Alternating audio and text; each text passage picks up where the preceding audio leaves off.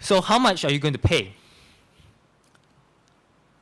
You, as a profile, because what we have previously said is the average across all Malaysians, but not all Malaysians spend the same way.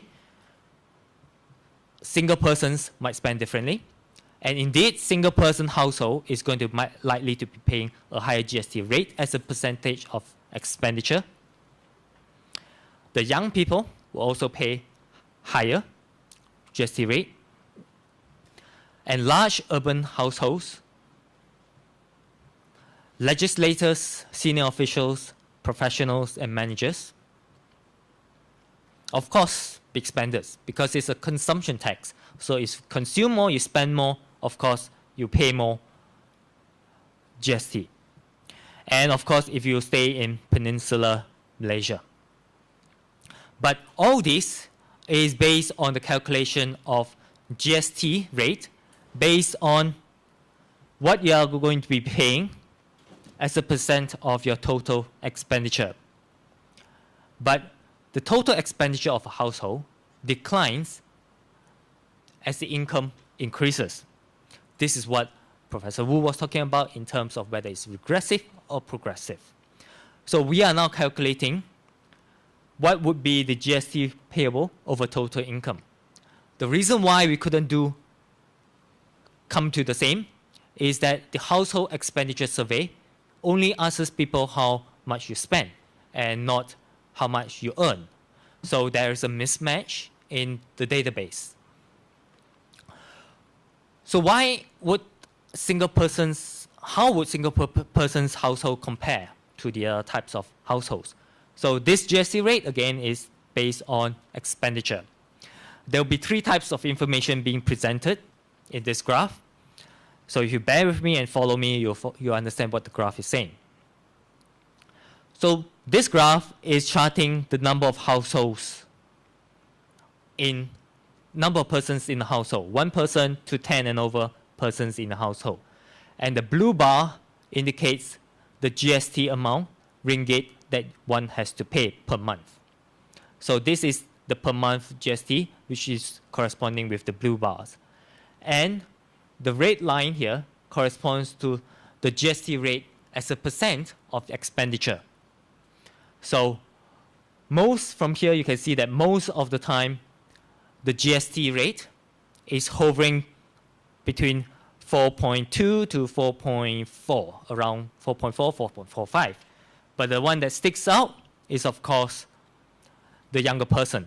They pay although they spend less money, and hence they incur lesser amount of GST ringgit, they pay a higher rate as a percent of their expenditure.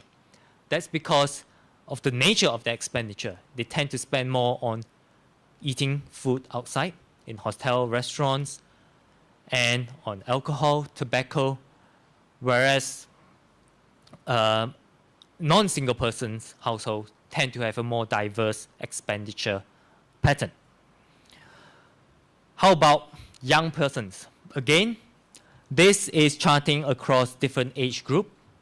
The young people here pays higher GST rate as a percent of the expenditure, but this GST rate declines over age. Older people would generally pay a lower GST rate as a percent of the expenditure. And this is because the elderly tend to buy the food and cook the food at home, rather than compared to the younger people who tends to spend it at restaurants. And this is probably your average household. The average household size in Malaysia is 4.13 people. And this is sort of a typical family. So as you can see, the average expenditure is slightly above 100 ringgit. And that corresponds to what our findings of, on average, people will be paying 104 ringgit per month.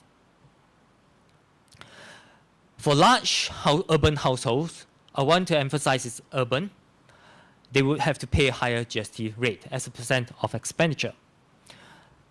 This is urban households, how much they'll be paying, the blue bars, how much they are paying. So the big household in the urban areas pay about slightly over 160 ringgit per month, and the GST rate as a percent of expenditure is quite high. It's about 4.5-ish. If you compare this with the rural areas, of course, rural people spend lesser in expenditure, so they pay a lower GST amount. They also pay a lower GST rate. And what's significant here is large rural households do not really pay that much. So it is the large urban households which would be paying a high GST rate. And in this case here, a rural or urban household is depending on whether the area that they stay has 10,000 people or more or not.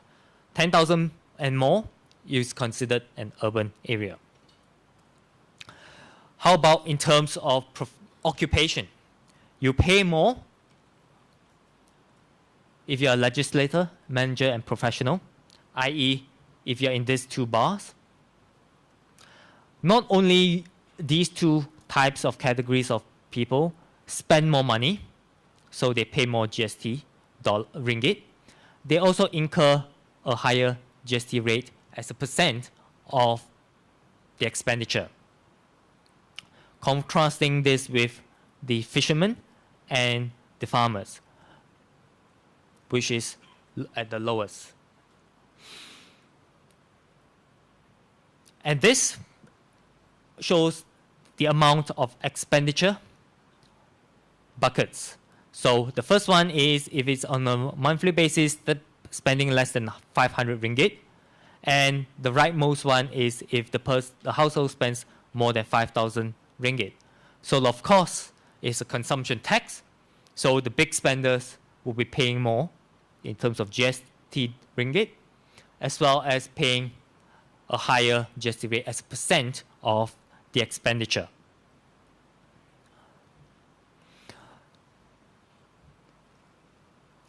In terms of Peninsular Malaysia versus Sabah and Sarawak, in Malaysia, the blue bar here indicates the percent of households. So 83% of households stays in Peninsular Malaysia, but they actually incur 87% of the total revenue raised.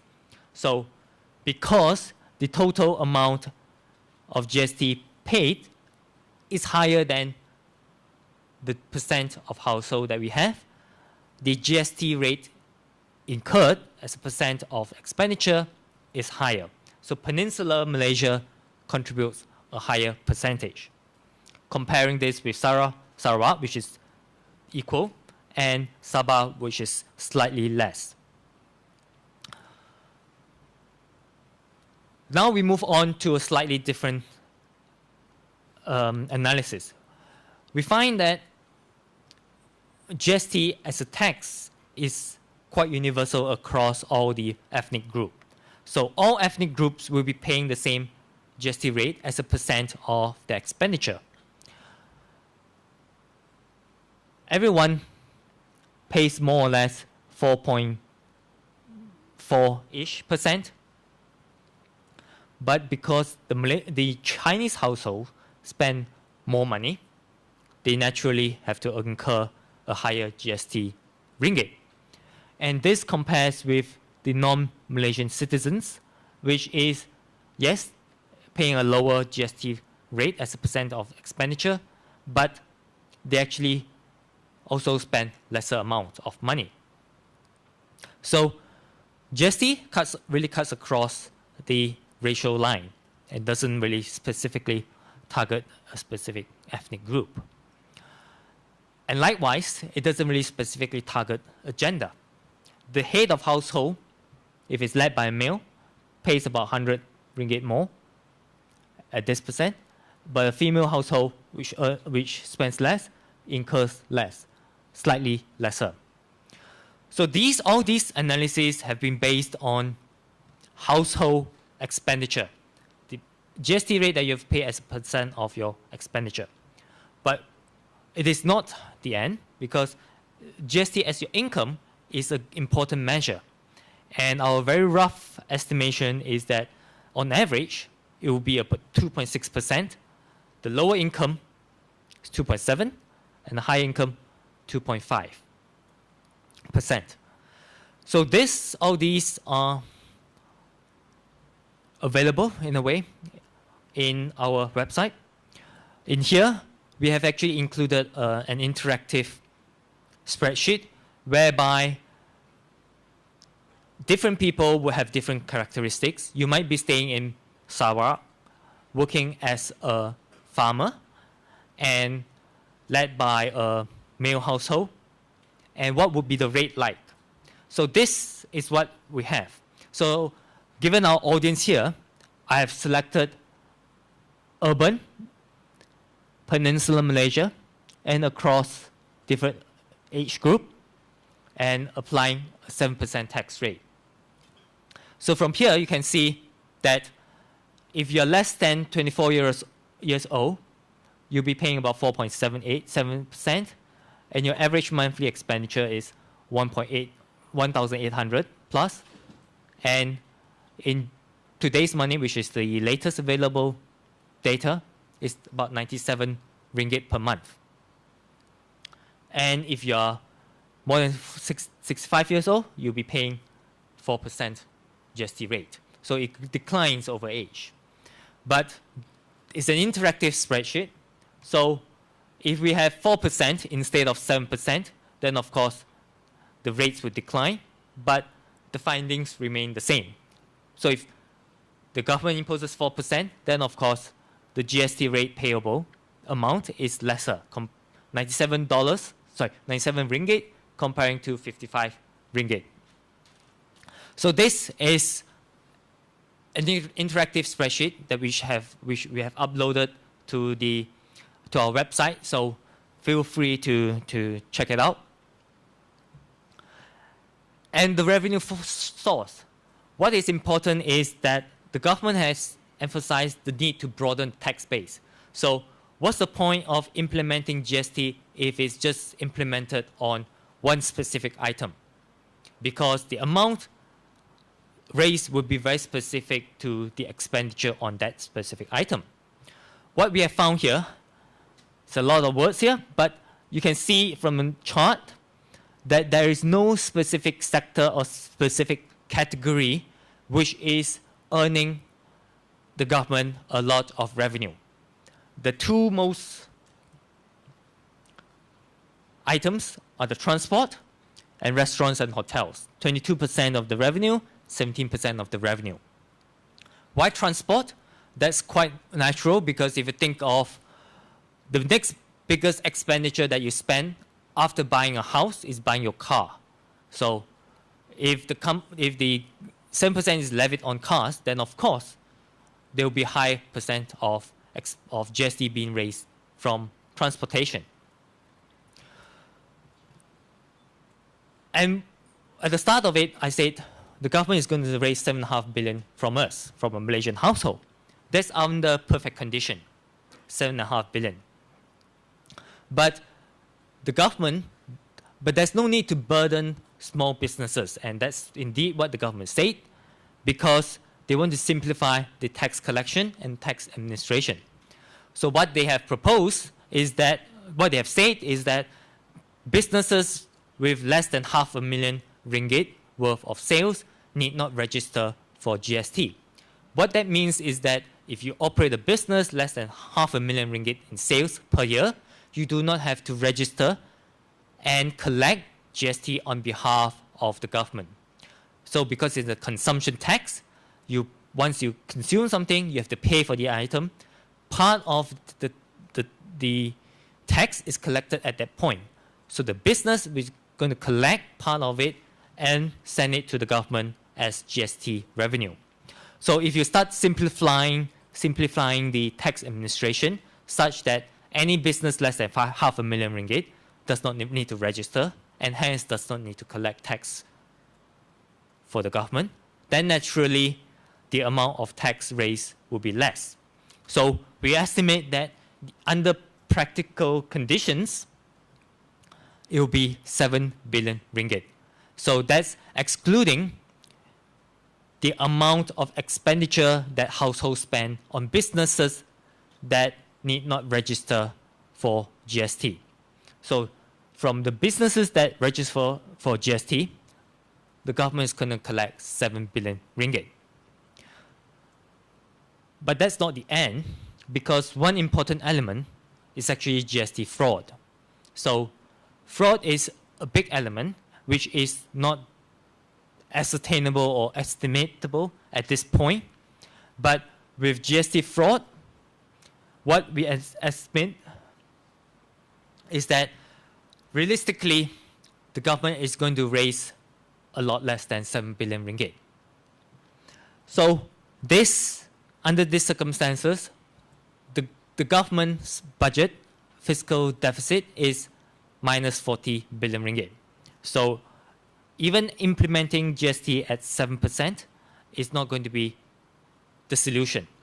There will be more to it. And we have, in our analysis, we have also estimated what if it's not 7%? What if it's a 4% GST rate? It's not as onerous as 7%. If it's 4%, the government is more likely to be raising about 4 billion ringgit from all households. But there is a possibility such that a multi-tiered system might be implemented. Why I raise this is that in certain countries, for example in the United Kingdom, GST, which is called VAT in the UK, is at 20% on standard items. Then they have a separate rate called reduced rate items at 5%. And then you have 0%. So in our analysis, if we were to do this, then it's possible that the government can have a 20% or higher percent on certain items, certain categories of expenditure, but a lower percent on reduced item and 0%. What if the government wants to simplify the tax collection even further and just target a specific category of expenditure, maybe restaurants and hotels? It is possible because it is less likely that one can arbitrage or substitute expenditure in hotels and restaurants. If you eat in hotel, you have to pay there. You cannot just take away your food, and you cannot. There's less leakage, less likely possibility of leakage.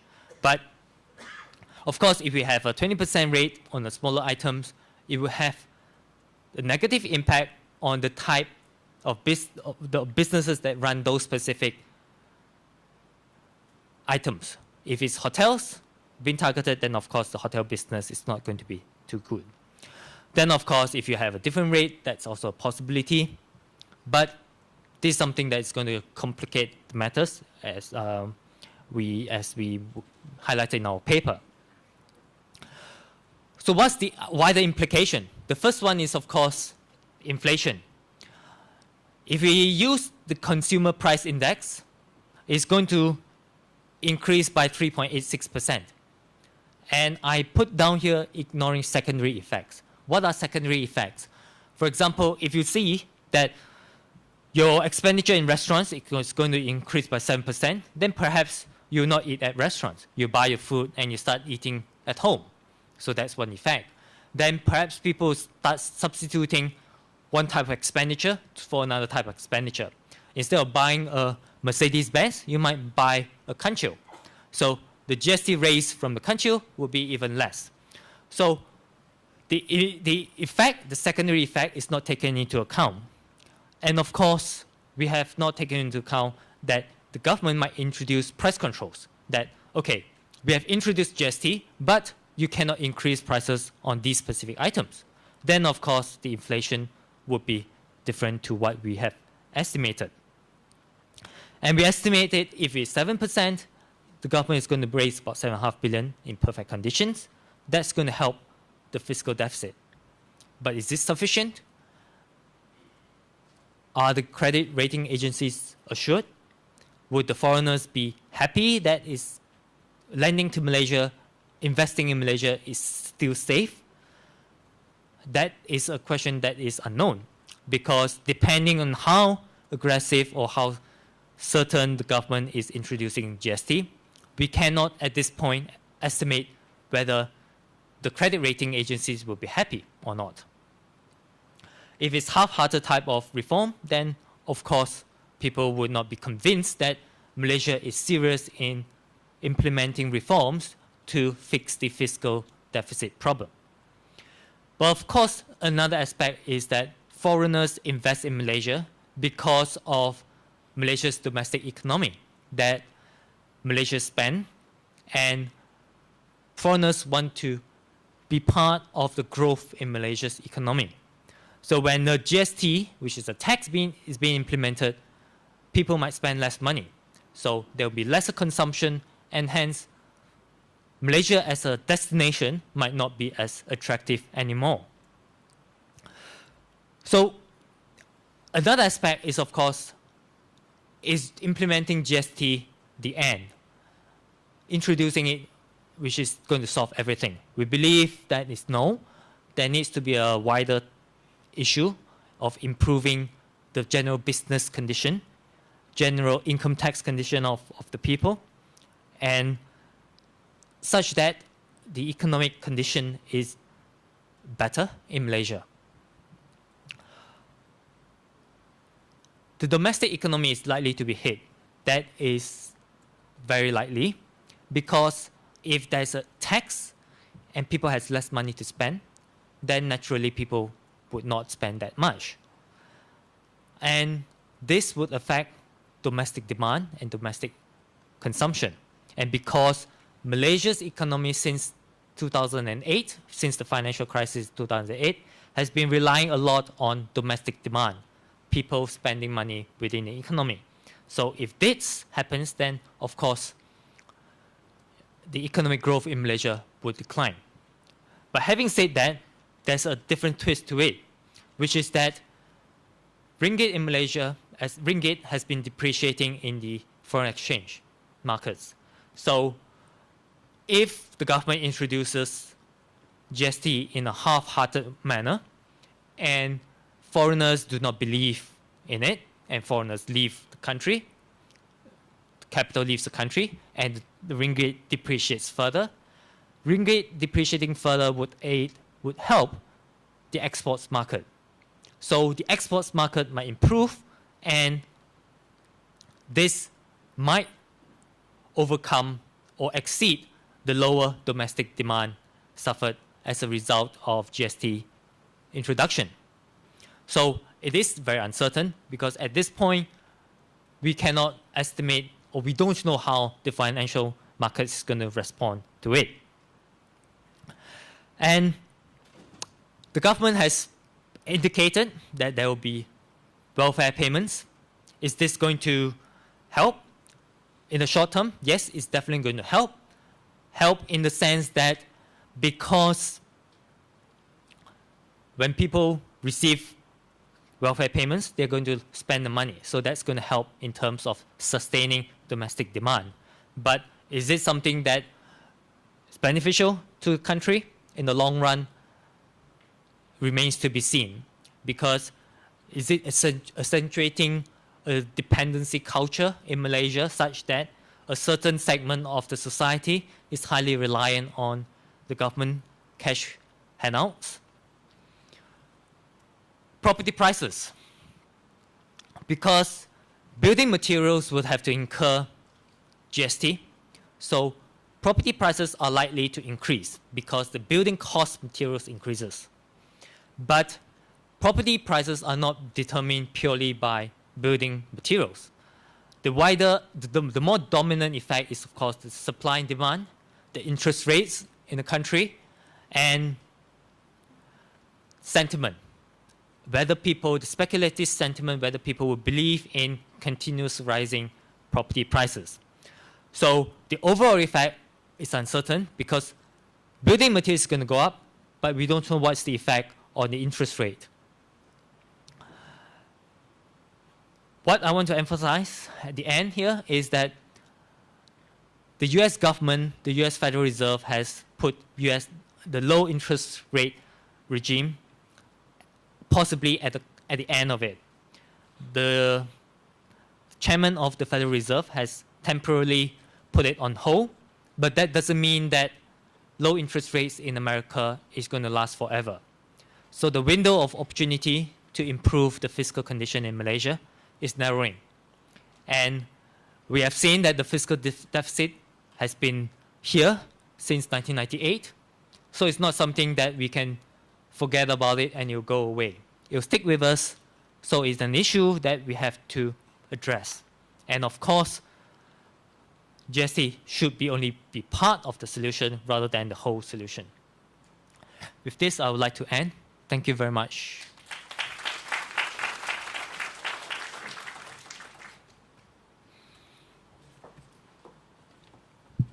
I would like to invite Dr. Lim on stage, Prof. Wu and Ms. Ui, on stage so that we can have our question and answer session. Okay. Prof. Wu will be the one moderating, so I'll pass it to him. So for those who are interested in asking a question, kindly please queue up on the mic and we'll hear your question. Thank you.